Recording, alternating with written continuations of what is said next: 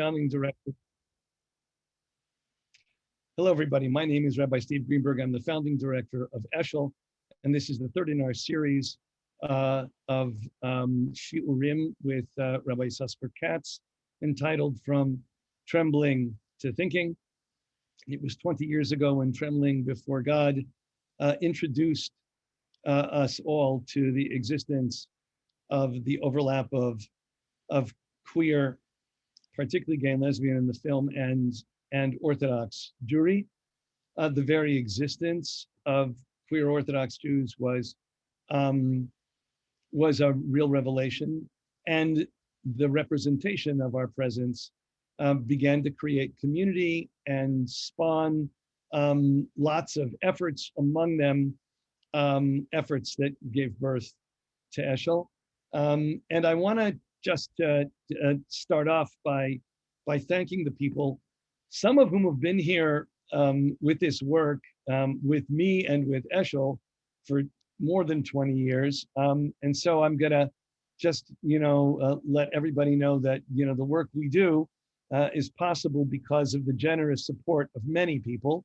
And I'd like to just have a quick shout out to a number of the people who are supporting this.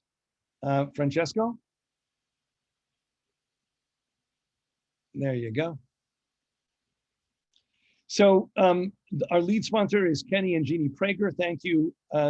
Ken and Jeannie have been central to the development and success of our parents' work. Thank you, Gloria Nussbacher and Frida. And thank you, Frida, for being here and for supporting this. And there's a list of many other people, some of whom you see here, who have contributed to this process of shaping a learning Torah that is also an opportunity for real exploration of how far inclusion can go. Thank you all. And I want to now just spend a couple of minutes saying something about the profundity of rabbinic understanding. Many of us find ourselves emotionally and religiously shipwrecked as soon as it breaks through that what we're feeling leads to an identity or a life or a need, the Torah that we love and care, and care to see thrive and want to be part of. When we find rabbis who understand and will listen to us, and indeed will take seriously the questions we are asking, it's mamish like, manna from heaven.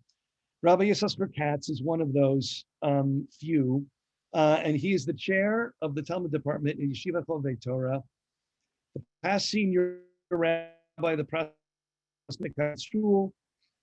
It is storied at this point that he made his way to Yeshiva Chovei Torah with his own process of, as he sometimes put it, coming out. It is our incredible honor and our deep pleasure to invite Rabbi Katz to review a little bit of the work he's kind of pulled us through in sessions 1 and 2 very shortly, and then draw for us a few of the, you might say, the theological implications. I'm going to respond to a couple of those with my own sensibilities that emerge out of my book. And then we are going to move toward the guts of the session, which will include everybody, being engaged on 4 questions that we're going to raise and ask you to respond to, because this session really is about the implications of the learning, not only the learning itself. So with that, thank you, Rabbi Katz. The floor is yours. Okay. So first of all, thank you, Steve, for the third introduction. Now it's a chazak already. I mean, there's no choice, no way back. And I'm not going to take up the time with repeating myself, although I will briefly say the triple thank yous of, first of all, thank you for Steve and Miriam for giving me this incredible, incredible opportunity. I always marvel when we get to this point of a session, because then I reflect for a minute or two about the first, you look on the phone and you see, oh, missed phone call from Steve Greenberg, and you wonder, like, what did Steve want? And then slowly you start developing a conversation. The conversation leads to planning. The planning leads to advertising. The advertising leads to enrollment and to refining. And here we are at the end, at the tail's end of this incredible, incredible opportunity and this incredible schut to be able to share some Torah and think through a lot of these complicated issues. So first of all, like I said, thank you for Steve and Miriam and the entire HL organization. And it goes without saying, as the rabbis tell us, ein kemach, ein Torah, as Steve rightfully mentioned, at the end of the day, for these things to be possible, we need people who support us. So again, thank you very much for Jeannie and Kenny, and for Frida, and for Bert and Gloria and everybody else who has made this possible. So that's the thank you number one. Quickly, thank you number two, and I'm repeating that because there's not enough ways for me to thank the LGBTQ community, the queer community, because long story short, they have made me much better person, much better Oved Hashem. I've enriched my Avodat Hashem incredibly, and I'll be forever indebted to this community. And finally, a huge yasher koach for all of you who have taken out time from your busy evenings, busy schedules, to come and think through these incredibly important and challenging issues. So without further ado, I will, as Steve mentioned, give a brief overview of what we have done the last 2 weeks, and from there move on to the discussion about the most important part of all this, which is theologically, what does that all mean? Where does HaKadosh Baruch Hu come into that? Where's the Rebbeinu Shalom come in all this? So before I do that, I wanted to share actually with you an important and incredible quote from Rav Aaron Lichtenstein, which quite frankly shaped and framed all I've done on this unit. And the quote is an incredibly powerful quote. To contextualize what Rav Aaron Lichtenstein is saying here, is important to remember that the Akedah is the lodestar, so to speak, for Orthodox theology, right? In the sense that for some in the Orthodox community, some of these Orthodox theologians, I should say, the Akedah is a point of reference in the sense that sometimes we do things that are God demands of us to do things that are incredibly difficult and incredibly hard. And we can discuss that, we can debate that for another time. That's not my interest tonight, but just to contextualize this beautiful quote from Rav Aaron Lichtenstein, which drives my thinking on all these issues. So the person from Israel is, like Avraham Avinu, obliged to answer, I am ready. And sometimes know that God says things that perhaps make no sense to us, and be prepared to allow subservience, to subvert their innate moral compass. Yeah, that's inherent to being an Orthodox Jew. Subservience, avodat Hashem. God said, we do, we don't understand. Sometimes that becomes incredibly hard and incredibly difficult and imposing on people and making people's lives difficult and hard and perhaps unbearable. And this is where the evocative words of Rav Aaron come in. But before drawing the dagger, right? He's referring to imposing halacha, right? That's what he calls drawing the dagger, right? The analogy to the Akedah. He is allowed and even obligated to ascertain as best he can that this is indeed what God demands of him. Is the divine demand clear and unequivocal? And is the value conflict indeed irreconcilable? First and foremost, if we are going to tell someone, I am sorry, as an Orthodox Jew, as an Orthodox rabbi, I need to limit your ability to live life to the fullest, and that goes across the board, whether it is women, whether it is a Kohen and a Grusha, whether it's someone who identifies as queer. Before the rabbi imposes employs that dagger, the rabbi has to make sure that really there is no choice, there's no way around it. If at all possible, a person has to first make every effort to interpret a command in a way that avoids a values conflict. A sensitive and rational conscience are key factors in making such monumental decisions. And that's a real charge from environmentalists for post-Kim in orthodoxy and modernity. If you're a modern Orthodox posek, you need to recognize that sometimes we're imposing things on other people. And if we're going to impose things on other people, because unfortunately there are, certain limitations, which perhaps we understand, perhaps we don't. We'll talk about that later tonight. But first and foremost, we have to exhaust every option emotionally, intellectually before we do that. And that what drove me when exploring these issues. And that I think would be kind of the one-liner summary of what we did in the last two sessions. Essentially, the goal of my first session was to literally follow Rav Aaron's charge and look again at the sources and see whether indeed all of which Orthodoxy has imposed on a gay person is in the Torah. And what I have found is that there is room to argue that perhaps we've overstated the case. That's essentially what was my goal, and that's essentially what I tried to prove, in the sense that perhaps our goal, our obligation is to read the pasuk, the famous or infamous pasuk, in the most minimal way possible, which would allow for the gay person a significant amount of intimacy and love that's still halachically justified. That, in a nutshell, is what we try to do in our first shiur, basically looking at the sources and saying, look, the pasuk says X, and that's where we stop. Beyond what the pasuk talks about, there is really room to say that that is permitted, that's allowed. And as I said, indeed, that's my psak for anybody who cares to ask me for psak. So that's what we did in the first session. In the second session, we did kind of more technical work, I would say, and we tried to figure out what are the halachic parameters for people who are changed their gender from the one assigned from birth. And we explored kind of, so to speak, three categories, right? Complete and absolute physical change, so to speak, full surgery. Then we talked about partial change, and then we talked about emotional and psychological change, right? And in 2 words, if you remember, I summarized it in 2 words. If I want to kind of pick the 2 key words that inform my thinking, it is number 1, basar hashta, right? That was the Rabbeinu Yonah. The Rabbeinu Yonah says that in law, in halacha, we basically go by what we encounter.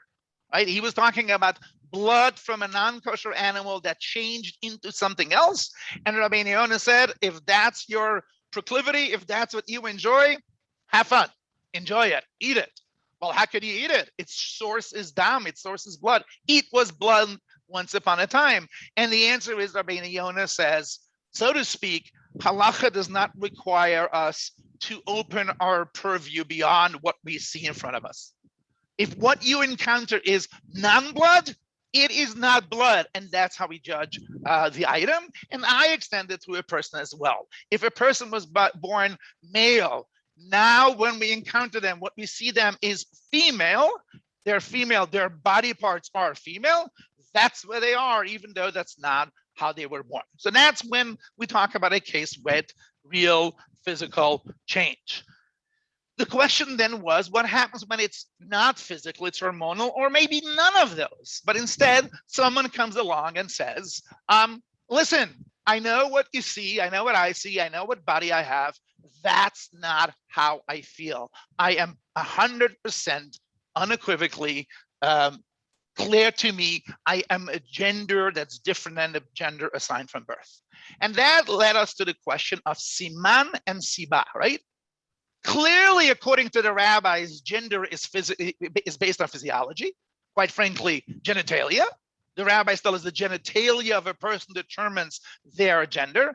But the question was, is it siman or siba? Is the genitalia what makes you the gender you are? Or is the genitalia evidence of the gender that you are? And what we proved was that there are significant voices within the tradition which argue that it's only siman, that genitalia does not determine your gender. Genitalia suggests your gender. Therefore, if we can establish with significant evidence, and of course, this is in quotes because that we have not yet settled on what is considered significant evidence to counter the evidence of the body. But in the event that there is significant evidence that the person is indeed some different gender than the gender assigned from birth, there is makom lismoch, there is room to argue that they are treated as the gender that they feel rather than the gender of their physiology. And that's the third word that we use, koach zachrut, koach nekevut, right? That the post can talk about masculine attributes and feminine attributes other than body parts. So that to me is evidence that they are open and willing to consider the possibility that perhaps a person's gender is determined by something other than their body. So I'll put it in the chat quickly. If you want to remember in a Hillel version of all of transgender halacha for the moment, al regel echad, these are the three categories that one needs to remember, at least according to my research. Perhaps others disagree. Number one, basar hashta. We go according to what we encounter right now. Number two, siman versus siba, right? Is physiology cause or is physiology a symptom? And finally, we had the language of koach, zachrut, koach, nikvut, right? Elements of male, elements of female that is other than the genitalia. Given these three, there is room to argue that physiology is not a destiny, so to speak, right? And the last thing I'm going to say before I plunge into tonight's conversation is that I don't claim or I don't strive to live a life of avodat Hashem that's approved by every posek. That's the compromise, one of the first compromises I made when I left a ultra-Orthodox community, right? Ultra-Orthodoxy strives to live in a way where you only do that which can be justified according to every opinion in the book. I do not strive for that kind of life. I strive to live a life that's halachic, that's committed to Avodas Hashem, but also brings other values to bear. And as long as I have enough legitimate and authoritative voices that justify my choices, that's good enough for me. And I think actually, quite frankly, in the essence of modern Orthodoxy is that. I'm sorry for using a very blunt example, but not everybody thinks women can learn Gemara.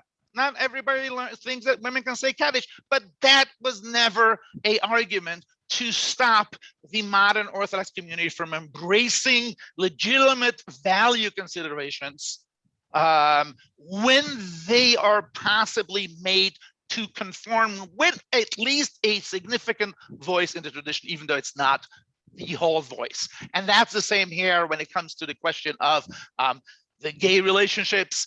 That's the same here when it comes to the question of transgender. I don't argue that everybody says that, but I argue that there are those who say that. Two last things I'm going to say, and then we'll get into the conversation of tonight. Number one, I am deliberately provocative when I use Kedusha in these contexts. And very often I'll get pushback from people who are open to some kind of inclusiveness of LGBTQ community, but Kedusha, you're telling me that really it's Kadosh? And yes, it is. I think that when God said Kedoshim to you, God did not look at one side of the Mechitza or another, or one section of the community or another section of the community. The command and the privilege, frankly, to live a life of holiness and sacredness, part of which comes about by a life that is sexually recognized, devoted, and committed, is the privilege of every human being. And that's part of Rav Aaron's charge, is for those who care to create venues of Kedusha, which manifests itself most acutely in our intimate lives for everybody. So yes, my goal is to allow and create opportunities of Kedusha, of holiness for every human being in the world, which is why, quite frankly, I'm an incredibly strong advocate for same-sex marriage in the loosest sense of the word, and what that looks like is another conversation. In fact, I've written an extensive tshuva about it. For the time, I'm not publicizing that, but I think lahafech, marriage is a means of kedusha, of dedication, exclusivity, of sacredness, and everybody should be allowed to do that within the context of halacha. And the same goes for the transgender community. This goal is to create sacred spaces for people to achieve sacred opportunities, to achieve sanctity in their lives. Maybe you can blame my Hasidic heritage. It could very well be that that's where it comes from, and it's probably that is where it comes from. I did grow up in an environment, in a milieu, that really blessed me with an abundance of appreciation and opportunities for sacredness, for holiness. When people ask me, why am I so passionate about women getting aliyot? And I say, A, because I believe in equality, but B, because when I get an aliyah to the Torah, I feel this incredible sensuous intimacy with HaKadosh Baruch Hu. Right? I hold down I touch his words. I touch the parchment that his or her words. I touch the parchment that contains the divine word, and that's incredibly intimate and sensuously kadosh. And it almost pains me to think that half of the community doesn't have access to that. So that's kind of the brief, but maybe not so brief, a summary of what we have done the last 2 weeks. The theology, though, still remains, right? The theology, though, still remains because, as an Orthodox Jew, I have not completely eliminated the exclusion of the queer person. I have perhaps attempted to ease the burden on the queer person, but at the end of the day, the elements of the exclusion remains. And that raises this incredibly difficult theological conundrum, right? How could you, God? How could you, God, speak out of the two sides of your mouth? One day you create people who are queer, people who only can be satisfied by being intimate with the same sex, people whose sense of their gender conflicts with how they were assigned by birth, people who are gender fluid, etc., etc. And how can you then turn around and use incredibly harsh language when describing those very same people that you created in a particular way? That theological conundrum, which perhaps, if you accept my argument, has, minimized the conundrum, shrunk the conundrum has not gone away. It still feels deeply troubling and deeply, deeply existentially excruciating to figure out, why did you do that, God? How could you do that? So what I want to do in the next 15, 20 minutes, perhaps a little bit longer, is to kind of work through with you some attempt to try to kind of work and develop some working theology. And that's kind of the main focus of our last year tonight, right? So part 3, queer theology for a partially inclusive orthodoxy.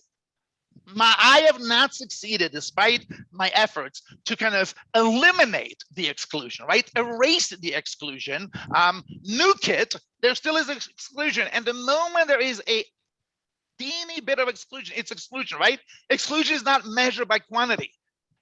Equality means equally completely. And if they're not equally completely, that's a problem.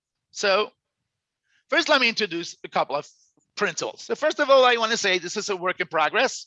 I'm not saying anything final. Like in the good old Rodin, this is just a question of thinking these issues through and trying to develop them as we go along. So tonight is not a final product. Tonight is an attempt to throw out some ideas and start working with you as chavrusis that hopefully will continue beyond this evening. So let me talk about theology in general for a few minutes, and then I'll delve into the particulars as it pertains to the LGBTQ community, to the queer community. So theology has plagued the Jewish community ever since.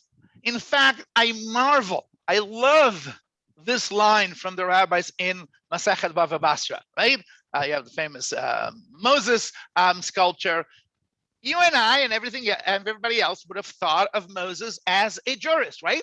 And predominantly, that's what Moshe did, right? He brought the Torah, he taught the halachot, he told us what to do, he told us how to live the Jewish life, religious life, and so on and so forth. And yet, for some reason, which I cannot yet answer, the rabbis turn Moshe Rabbeinu into a theologian. And throughout the Talmud, the rabbis have attributed to Moshe phenomenally complex theological questions.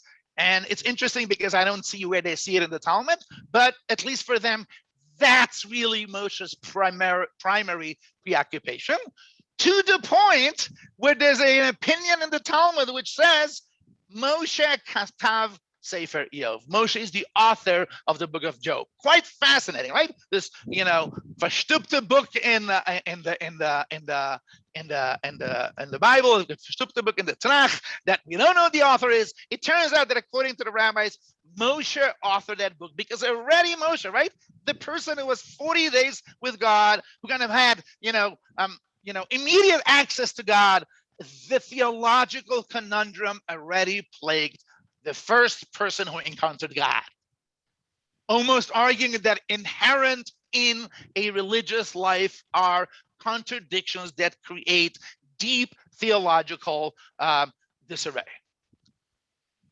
Another point that's important to remember when thinking about developing a theology. Rabbi David Hart has said a lot of interesting and thought-provoking things. For me, the most important statement that I've heard from David, and I had the chut to still learn from David himself, is the following. Judaism does not have a theology. Instead, it offers an array of theologies. We used to call it a smorgasbord of theologies, right? A theology buffet. And the point there is, it is a buffet. And it's a buffet because there is a recognition that not every theology will work for every person all the time. There are times when one approach works, and there are times when that approach is abhorrent. In fact, I would argue, as an Orthodox Jew who does not embrace the documentary hypothesis, instead, I would argue is that the Bible already offers a multiplicity of theologies. The Bible already recognizes that we cannot live with a univocal theology. The Bible offers schar ve'onesh as one theology, right? Quid pro quo. A couple of weeks ago, we said, if you're going to be good, you're going to be blessed. If you're going to be bad, you're going to be punished. That's one theology in the Bible. Then there is what I call hereditary theodicy. Poket avon avot al banim. You know why you're suffering in life? Because Grandma Sprinza once secretly had a cheeseburger. Hereditary punishment. Poket avon avot al banim. You're nothing wrong. Nothing happened to you. You didn't do anything wrong. But God sometimes avenges the transgressions of our ancestors for their descendants. Whether it's legitimate or not is another conversation, but at least it's there because there are a multiplicity of theologies. There's the collective theology, the notion that if you're part of a group that is transgressive, you will be punished by association. There are a multiplicity of theologies in the Torah, and even more so in the Talmud. So whenever anybody tells you, how do you believe that this is not a Jewish theology? don't continue the conversation. There is no such a thing as a Jewish theology. There are Jewish theologies. I mean, in the Talmud, it's incredible. I mean, I can go on a whole night and list the kinds of theologies. Okay. The other point I want to make by way of introduction is Rav Kook, whose yahrzeit was 2 days ago. Rav Kook always embraced Darwin, but not necessarily in the physical world, but in the world of ideas. Rav Kook always argued Jewish theology, Jewish philosophy evolves and develops. Dr. Tamar Ross famously has written extensively about that idea. Theology evolves and develops. And in fact, every generation designs a theology that conforms with their reality. The post-Chorban theology, the rabbinic theology, isn't verbatim the pre-Chorban theology. In response to the destruction of the temple, the rabbis had to rework their theology. So much of Masechet Sanhedrin, so much of Masechet Brachot is really a document that records the rabbinic attempt to retool Jewish theology, because Jewish theology is not static, as Rav Kook told us. Jewish theology develops and evolves in response to new realities, right? For Kabbalah is a response to the Jewish experience in Spain. That's why it evolves around 1492, 1392. Obviously, there are elements of that before that, but the kind of bulk of Kabbalah comes about around this time because people say we have to go back to the books and see where we can tighten a screw, where we can loosen a screw, and so on and so forth. And with the gradual, entrance of the LGBTQ community, as I said before, like Baruch Hashem, we are not such boogeymans, and they find us somewhat willing to be part of us. They have forced us to go back to the books and go back to the principles and revisit first principles about Jewish theology, because that's what Jews have done all the time. And then finally, all of us are Abraham's, Yitzchak's, and Moshe's. These forefathers who were real figures. I'm not a Maimonidean. These are not, metaphorical and allegorical figures. These are real figures, but they are also at the same times archetypes. Abraham breaks his father's idols. Yaakov fights with a malach. Moshe destroys the luchot and reconstitutes them. Each and every one of us who lives a deeply conscientious theological life will go through life and experiencing a break and a reconstitution. That's inherent. It's almost in our genes, in our DNA. Our forefathers repeatedly did that, right? Yaakov defeats the angel, and after the defeat, what's his name? Yisrael, incorporating God's name, a moment after defeating God's representative. Because there is a reconstitution. There's a reinterpretation. There's a re-understanding of maybe there are caveats that need to be fine-tuned. Maybe there are caveats that need to be elaborated or downplayed. And that's how we have a new connection with the Ribono Shel Olam, right? And finally, I'll say about the luchot. What did we do with the broken luchot? What did the rabbi say? They were right next to the new luchot. Because life is one that goes back and forth between the old discarded theology, because there are remnants that are still useful and important to us, and then the new theology that has been reconstituted. But if the new one does not replace the old one, the new one supplements the old one and is in perpetual dialogue with the old theology. And that's what I'm going to attempt to do tonight, to start introducing some pieces of the theology that perhaps will allow us to move on from this incredible conundrum created by the queer Orthodox reality. So let me start introducing just possibilities, ideas, and hopefully we'll be able to think it through together. So here we go.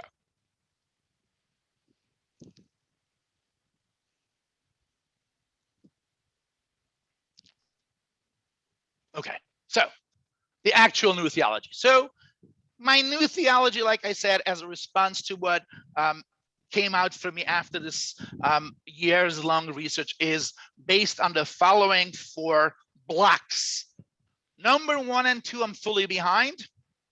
Number 3 and 4, I am terrified to share, and share it only because I want to throw it out there as something worth exploring. Number 1, it is wrong to think that everything in the Torah is logical and rational and reasonable. God can sometimes command things just so. We have the number 1, a midrash, and this is one interpretation. I agree this is not the universal interpretation. The midrash asks the question: "V'chima ichpat le im shochet min ha'oref o min hatzavar?" Why does God give a heck? Why the heck does God care how you slaughter an animal? And the answer of the midrash is "Kedei letzaref bahan et habriot," which, according to some Rishonim, means there is no why. In fact, it wouldn't matter practically whether you slaughter the animal from the neck or from the back of the neck. There is no reason. It is foolish to read logic into mitzvot, right? And then source number 2 is the same thing. Ki lo machshavotai machshavotaychem. God's mind doesn't work like our mind. Now, I want to make a point, which I know that I am not in the majority here. People oftentimes talk about the book of Job. And what is the end of the book of Job, right? And a lot of people will tell you, oh, the book of Job is God's mind is beyond our comprehension. The premise there is that God's mind has a logic, but it is beyond our understanding. We cannot understand God, but there is a logic. I don't think that that's the book of Job saying. The book of Job is saying God is a-logical, not illogical. Illogical is also a human attribute. God is above logic. God is a-rational. Again, not irrational. Irrational is the antithesis of rational, and that would be a anthropomorphic attribute. God is neither rational nor irrational. God is a-rational. We cannot attribute logic to God. Why is it relevant for us? It's relevant for us because as a result, nothing can be read into the prohibition of anal gay sex. Nobody can infer, nobody can extrapolate anything from the fact that God said, I don't want 2 people of the same sex to be sexually intimate. And as I said, in my opinion, all God prohibits is anal intercourse or the equivalent thereof among 2 women. When someone comes along and says, oh, look, God has some, discomfort or some opposition, God discomfort is a misnomer. God does not have comfort or discomfort. God is beyond discomfort. God is arbitrary, or if I want to be provocative, sometimes capricious. But I don't mean capricious in the irreverent way. I mean it in the sense that there is no reason, and it means nothing. It means nothing in terms of us extrapolating anything significant for us socially, emotionally, and psychologically from the fact that there is a seeming biblical prohibition against anal sex. So that part for me is just simple and obvious and pretty clear to me that that's true. Part 2 of the theology that I want to develop, and Steve and I have argued about this vehemently, and hopefully Steve is going to respond to that tonight as well, is it still leaves the question of the fact that even though we can attribute emotions and feelings to God, it still translates as something cruel. In other words, what I mean by that is that if God goes to two men or two women and says, I don't let you do that particular act of intimacy, which denies people a full sexual life, while doesn't mean God is cruel, it still means that God's commandments causes cruelty. Here is where I want to make a suggestion, which I'm hesitant, I'm not sure myself, but I want to put it out there. What I want to put out there is that they were people in our tradition who were willing to accept that there are precepts in the Torah that are cruel.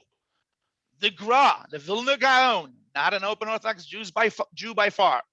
In mitzvah shiluach haken I achzariyut gedola. The entire mitzvah of shiluach haken, of sending away the mother bird so that you can take the chicks or the eggs, is cruel, is evil. The Meiri, one second, sorry. The Meiri, a medieval commentator says, just a second, let me move this block, that's what it's saying. Sheyesh b'yad rabbanim ugaonim lechadesh gezerot utkanot. Rabbis can sometimes introduce certain precepts. Lehesir eze inyan mechuar, to remove something despicable in the tradition. So at least these two, right? This is a modern thinker, the Gra. The Meiri is a medieval thinker.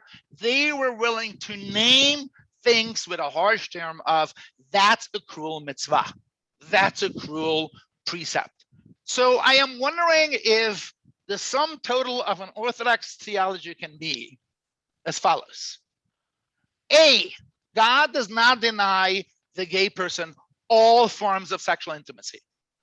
In fact, anything other than anal intercourse or the equivalent thereof for women is mutar. That's number one.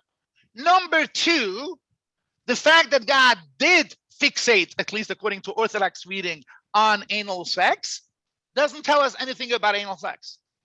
It's not evidence that God despises it. It's not evidence that it's something wrong with it. It's not evidence that it's bad. It proves nothing.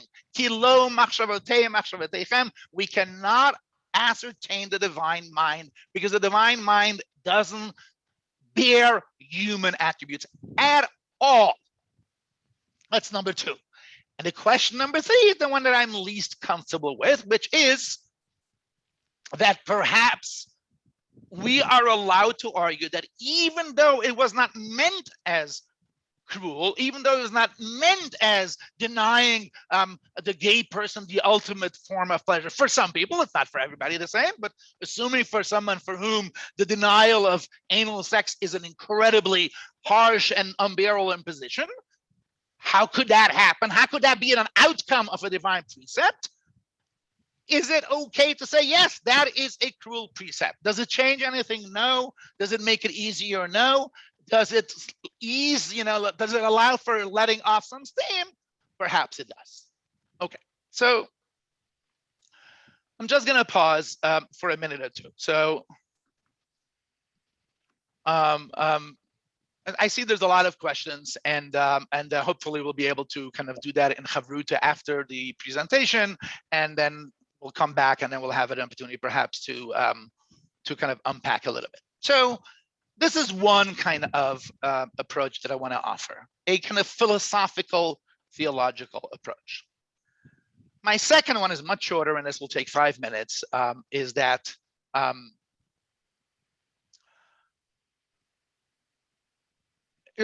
sure I was going to ask if there are any lawyers in the room, and like, silly me, this is a Jewish audience. Of course there are lawyers in this room. What is even the question?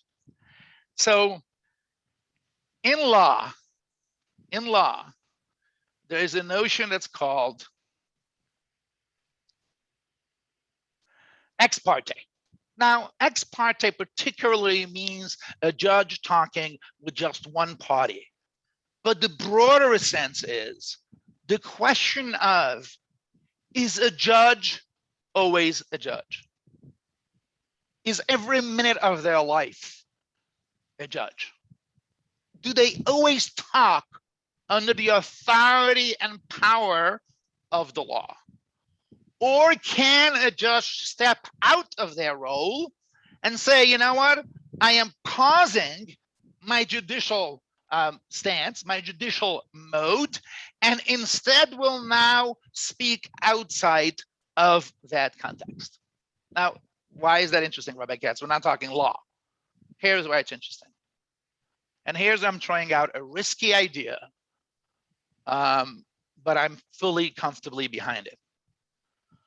I want to ask the same question about a rabbi and a posek.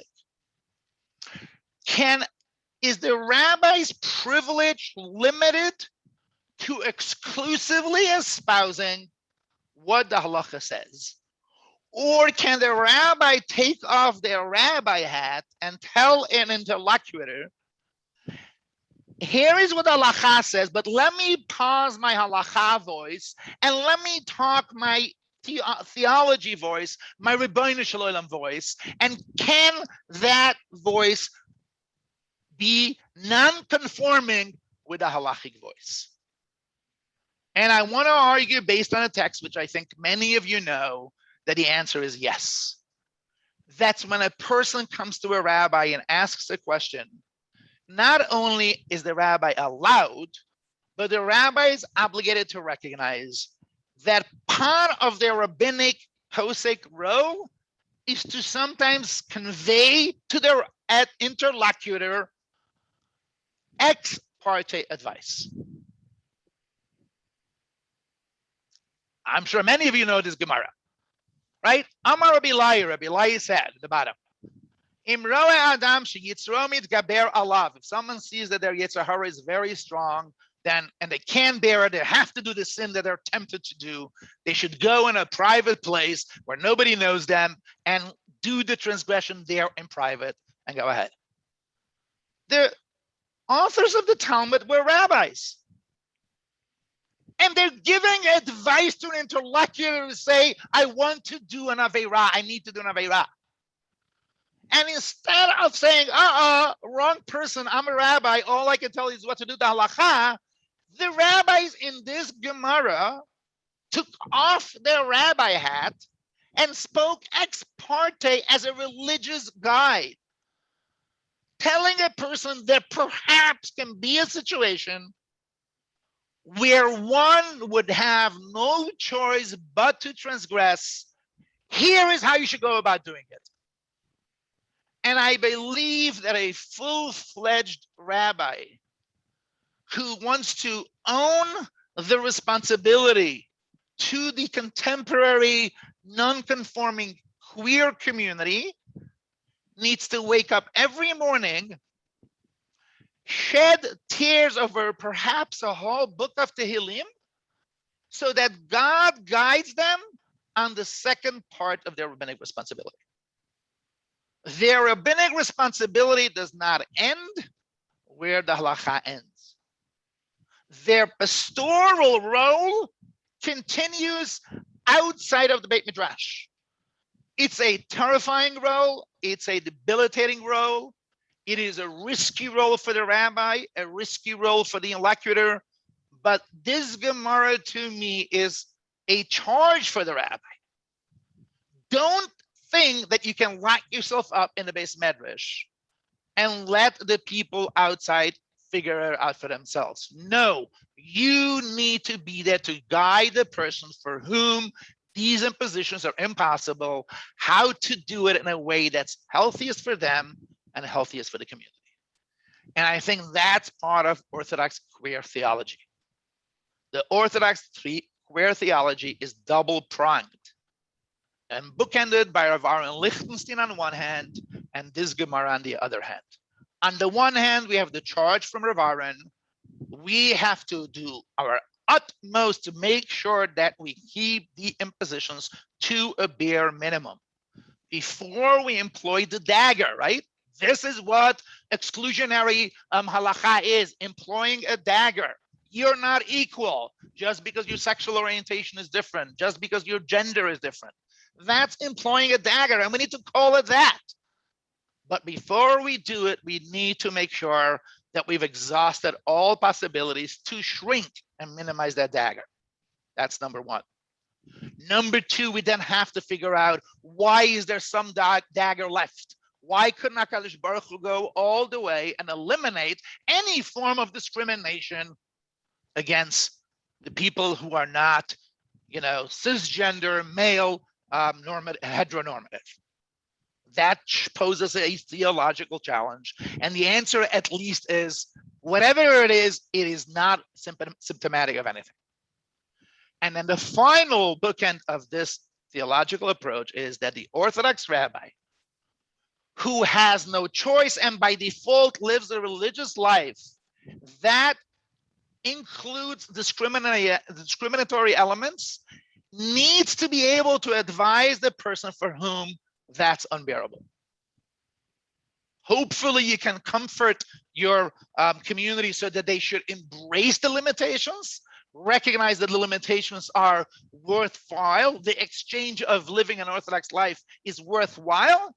But if that person says, I cannot take those limitations, your role is to hold their hand and guide them through that complex path that they individually need to go on.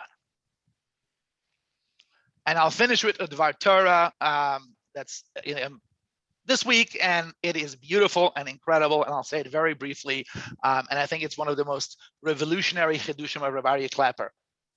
In this week's Parsha, we learn about the Zaken Mamre. Some of you might know, the Zaken Mamre is the person who goes to the courts and disputes the court's decision. And that is a capital crime resulting in death. If you dispute the courts paskins A, and you go to Yerushalayim and you say no, then it is a capital crime, mechayev misa. That's how the Rambam reads it, and that's how the post can read it.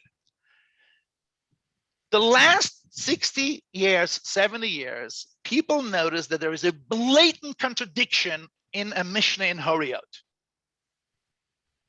The Mishnah in Horiot says in the top, if the court issued a ruling and one of the judges knew that they erred and they still followed the judges, the person who followed the judges knowing that they're wrong is liable to bring an offering. That he should not have followed the judges.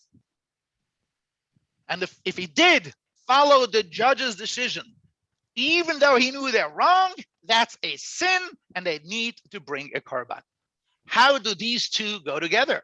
How do you have a Zaken Mamre, which says that if you rebel and you reject the opinion of the courts, you are chayav misa, and then at the same time, another Mishnah tells you that if you knew the courts were wrong and you still follow their opinion, you're chayav misa.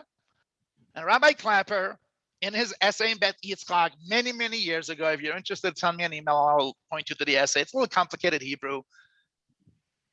Explores all the answers and concludes that there is no solution. And that's why he calls the Zaken Mamre the hero of the Masorah. The Zaken Mamre is someone who knows, who disagrees with the Beis Din's conclusion. He needs to follow his conviction, and the Beis Din needs to kill him. Because there will be times when the individual journey will be in conflict with the public need, and the public needs to do what they need to do, but the individual is still obligated to follow their truth and their conviction. And if they didn't, they are chayav v'chatat. And it's almost like a kind of oxymoron dichotomy, but at least from Rabbi Clapper's perspective, that's the only way to reconcile that. And the punchline is beautiful, and with that I'll end. The Zaken Mamre is a hero. The Zaken Mamre is the one who says, I know I'm going to die, but I think they're wrong, and therefore I am going to disagree. And if they don't disagree, they actually have to bring a korban. And I think that's something important to keep in mind and figure out how to balance those two. You're Orthodox, you're committed to Orthodox halacha, but what happens in those moments when for you that's unbearable? A, the rabbi needs to hold your hand and guide you. B, there is a space in the halacha for your own truth, and that truth is what you're obligated to follow, but it doesn't mean that the community necessarily will not argue for cohesion of the community. It's a risk we take, and every person needs to answer for themselves whether that's a risk they're willing to take. Oof. So I'm going to jump in here and say that this is the first I've heard this shiur. The first time I said it, by the way. Yes, and so I'm a little breathless because this was much harder than I thought it would be. And I'm going to say that that I want to just say for my community that it's an act of incredible trust that we put ourselves in this kind of conversation, because it can be hard, if not deeply painful, and we owe a debt of gratitude to a thinker as deep and as profound as Yoav Katz to engage us with it. But I don't want to lie that that a good piece of what you said is really challenging. I'm going to say that it's way too. We'll take up way too much time for me to express in each of the steps what I think is troubling. I'm going to be very general, and then I want to let us all engage. What I would start off by saying that your initial portrayal that there are many theologies did not follow through here, because there are many theologies. Then one might think that that different theologies would produce different halachic methodologies and systemic convictions. Somehow there's a need for a wholly organized, structural, and murderous, if you're outside the system, halachic world. And I'm wondering how there can be multiple theologies, but that doesn't impact halachic methodology. You even said, and we've talked about this before, that Tamar Ross says, and I believe she's correct, that a theology that has God's will evolving in light of new moral insight, and therefore rereadings, but the halacha goes, after the later position is because it moves, would make sense for halachic evolution. There's no reason why that halachic evolution couldn't include a different portrayal of what it means to be a sexual human being. And then everything you've constructed here becomes unnecessary. Now, that said, you didn't go there, but I think I do. Basically, my premise is closer to the Rambam, which is I don't want to worship a God that is either cruel or utterly crazy and irrational. I want to worship a God whose rationality is deeper and bigger than mine, and I may not get. That I'm okay with. But I don't want to worship a God that is actively cruel. Now, I can worship a God like all of us in policy, do something that is broadly good for the most people and problematic for some. Now, that is not my problem. I don't call that cruelty. I call that the difficulty of goodness. Goodness, read broadly, is complicated because if we want to do good for this one, we're ending up doing not so good for that one, and we just balance things. That the divine might do, and I wouldn't call it cruelty, because otherwise, I wouldn't be able to govern, and B, I wouldn't be able to worship. So instead, what I would say is closer to the Rambam. Everything in the Torah that God commands is either truth or goodness. There is nothing that's cruel or irrational. It's just some things we're not going to get to until Mashiach comes.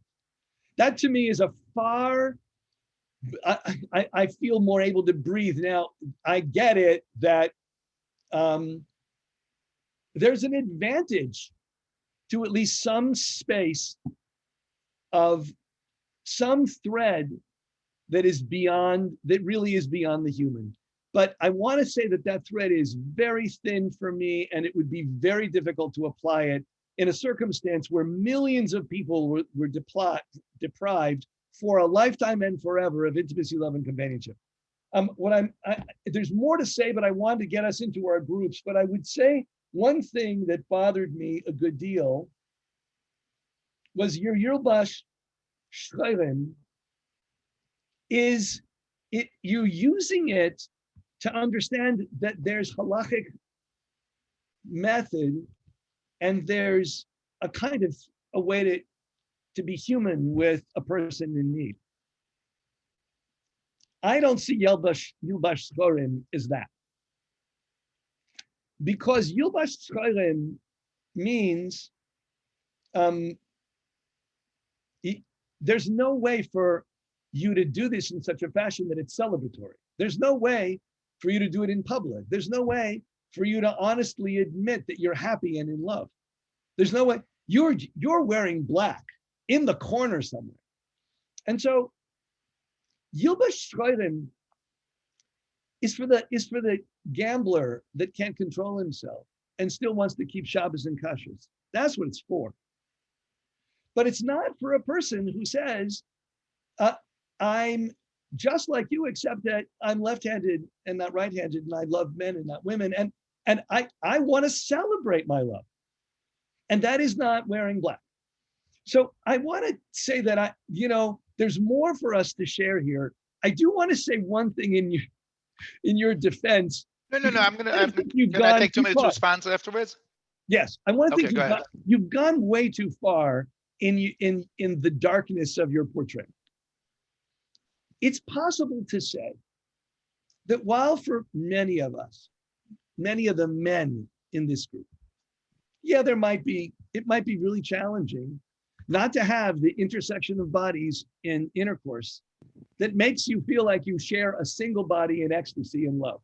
That's a real sacrifice. And I don't want to pretend that it's not. But I'm not sure I would call it cruelty, divine cruelty, to prohibit it. It might be as difficult as kashrut, maybe more for some, maybe less for many. And so I'm not sure you needed to go as far as you did with kind of creating this scenario. The first time I wrote my article, a rabbi of now not such good repute said to me, I wrote an article under the pseudonym Rabbi Yaakov Vado, and he said, you could keep halacha, even if it's hard. In Auschwitz, they kept it. They kept halacha in Auschwitz. So here's what I said to him: you want me to construct my life like Auschwitz every day? You really want to do that to me? So I guess I want to say that it's possible to imagine that instead of the way you framed it, I would want to say one other thing about the framing, and that is this. Why not let us have a different theology and ultimately a different halacha that is not normative? And then we'll go to Shamayim defending it. Yes. But we're not going to stop. Like, I'm not going to accept. You think I'm onus Rahmana Patre, either I'm sick or depraved, but nebuch, what can I do? That's your vision for including me. My vision for including me is the verse isn't really about me. It's about violence. It's about, and by the way, I'm not so sure, one can claim that that's possible. You could claim that it's not, but let's say I stake my shamayim on that. You don't have to agree. And I don't have to force you to agree with me. We just got to figure out how to share sacred space together. And that might be an easier way of this double discourse that you're talking about between the human and the halachic. I might claim that there are two halachic discourses at play, two theologies at play. One in which I claim that, God was a terrorist to me in the beginning, and then God understood me, and basically God and I are waiting for the rabbis to wake up. But I still want to belong. So I want to kind of shape a frame of this that's a little easier for the queer community to swallow, despite the fact that I think that your offering is profound and deep and challenging. And with that, you have a couple things to say, and then I want to send everybody to the Chavrusa. Sure. I'm just going to respond very quickly. So first of all, thank you for allowing me to clarify your second point, which is my reference to Yilbash Shachorim was not that would be my advice. My reference to that Gemara was merely to show that the rabbis recognize that there's a role for the religious guide for the person who says, I have a Yetzer Hara. When the gay person comes to me and says, you know what, Rabbi Katz, I can't live with this bifurcation that you've presented, I'm not going to tell him Yilbash Shachorim. You know what I'm going to tell him? Read Rabbi Steve Greenberg's book. And that will be my model of operating ex parte. So chas v'shalom that I'm saying, oh, the rabbi can tell to a gay person, oh, look at the Gemara Yilbash Shachorim. No, stop 2 minutes before those words. That's not what I'm saying. All I'm saying is the rabbis saw it as their role to talk to the person who comes to them and says, sorry, I'm not going to live by the prescriptions that you provide for me. Done. Their advice was Yilbash Shachorim. My advice is wear white and take a Shabbos afternoon and read Steve's book. Because, and that brings me to my second point, which is Steve. I see my orthodoxy bifurcated in the sense that it allows me to entertain multiple theologies, but it doesn't allow me to entertain multiple halachot.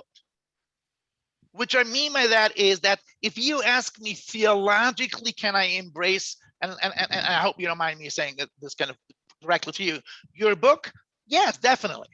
But as long as I wear the Orthodox hat, because for the moment it is giving me enough, pleasure to be worthwhile, I don't see room to entertain multiple halachot. I mean, I'm always reminded of that. I'll finish, I promise. So oftentimes when I speak and give a presentation, the last question will be, so then how are you different than Rabbi Ethan Tucker? And I know they mean it as a compliment, but what I say usually is that here's where we go. Ethan's basic premise, or not, one of Ethan's big arguments, Rabbi Ethan, I should say, is that categories are culturally contingent, right? Rabbinic categories are culturally contingent. So when the rabbis say women, they didn't mean ontologically women, they meant women of their time, right? When they say avadim, they meant avadim of their time. Categories are culturally contingent. Here is where Rabbi Ethan and I part ways. Can we also say that about Torah? Can the divine word also be culturally contingent or interpreted in various ways other than the way the tradition has? For now, again, check in with me next week, I don't know. For now, I'm living within a framework that doesn't have access to that possibility while wearing the Orthodox hat.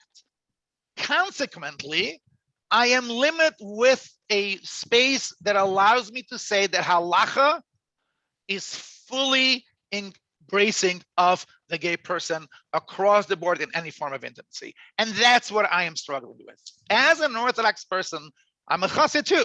Actually, I'm a chassid first and foremost. I'm an abyssal Orthodox. I'm primarily a chassid. And as a chassid, I am willing to entertain multiple theologies, which is what would be my Yilbash Shachorim. There's a journey to God for those who need outside of the halachic context. Within halacha, I am limited because for me, for the moment, there is no way to reading the pasuk in any way other than the way it has been read, which leaves me to grapple with what's up with that, Rabban Shlomo? Why did he do that? And I need to figure out, and Steve and I spoke about that, and I want to quickly end and then leave a time for conversation. So when we were in Australia, we met a gay couple that we became very good friends with.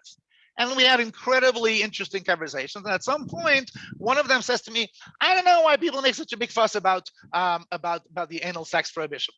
Heterosexual couples have neither, we have this. So, okay, if you see it that way, then fine. I cannot come along to a person and say, hey, look, me as a heterosexual man has limitations, you have limitations too, because it's apples and potato chips. It's not analogous at all. But that's one approach that allowed me to think, okay, perhaps I can handle that. Tonight, I was grappling with what would be other ways for me to grapple within the Orthodox discourse. And that it means compromises. And one of the compromises is that God is, not rational and irrational. And, to be honest, I don't know if I want to talk about multiple theologies. There are days when I want God to be me writ large. God is smart, but 10 million times smarter than me, rational, but 10 billion times more rational than me. But sometimes that feels to me idolatrous.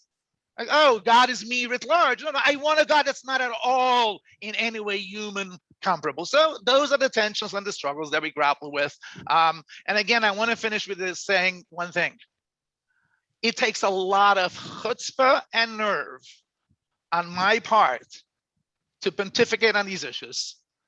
When I said it in the beginning, if there ever was someone who needed to check their privilege in an Orthodox context, it's Yisachar Katz, the male musmach with the payas, who is a Kohen.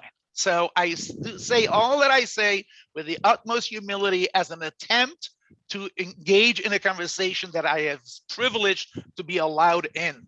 But again, I want to say very clearly, at the end of the day, my voice should be small, teeny voice that deserves to be heard only because I want to kind of try to help contribute to the conversation. But again, never ever, right? And I'll finish with the line of the Chiddushei Harim. The Chiddushei Harim says, there's a Mishnah in Avot which says, Al tadin et chavercha ad shedagia lemkomo, right? Don't judge your friend until you will be in their place. And the Chiddushei Harim adds 5 words. And this is so important for me, especially in the context of talking to this holy community.